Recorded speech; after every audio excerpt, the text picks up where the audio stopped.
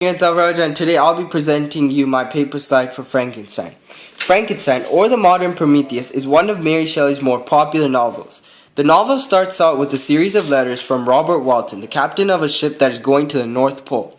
When Walton is stopped because of impassable ice, he noticed Victor Frankenstein. Walton takes Victor aboard his ship, and Victor explains to Walton about a story of the monster he had created. Victor was born and raised in Geneva with his cousin Elizabeth. Victor attends the University of Ingolstadt in Germany, and he has a desire to create a creature. One night, Victor creates the monster and abandons it because it was absolutely hideous. Victor was going back to Geneva and heard news that his brother had died. When wandering the woods in Geneva, where his brother died, he catches a glimpse of the monster. Victor then goes on vacation to the mountains, and the monster and him talk. The monster admits that he killed Victor's brother. The monster only wants a companion for him.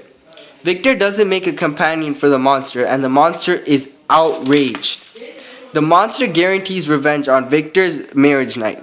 Did I mention Victor was getting married to Elizabeth? The monster then kills Henry, Victor's best friend, and Elizabeth on their wedding night.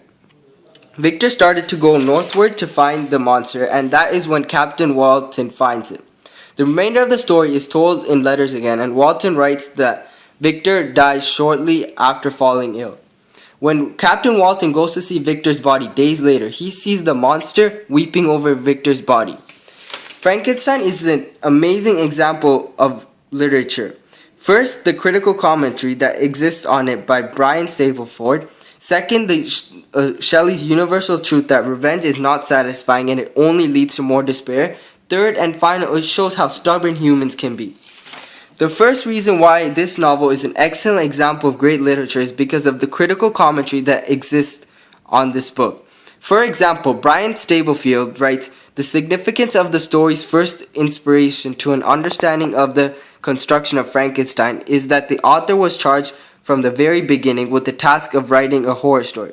This shows that Mary Shelley was a determined author from when she started writing Frankenstein. She knew she wanted to write a horror story, and she stuck to the plan till the end." The second reason why this novel is an excellent example of great literature is because of the universal truth that is evident throughout the novel. Revenge is not satisfying, it only leads to more despair. The universal truth is portrayed throughout the novel. A notable part where this was evident is when the monster was weeping over Victor's body after killing his brother William, Elizabeth, and Henry. The monster got his revenge on Victor after Victor dies, to illness, but the monster was devastated. The third reason why this novel is a great example of literature because it shows how stubborn humans can be. Throughout the novel, the monster tried to interact with the humans and wanted to be accepted. Humans show how stubborn they can be because they never accepted the monster. For example, in the book, the monster saves a little girl, but it gets shot down, which really doesn't make sense. To conclude, the three reasons why this novel is a great example of literature is because of the critical commentary that exists on it by Brian Stapleford, the universal truth, revenge is not satisfying, it only leads to more despair, and how stubborn humans can be. How would the story change if the monster wasn't 8 feet tall? You tell me.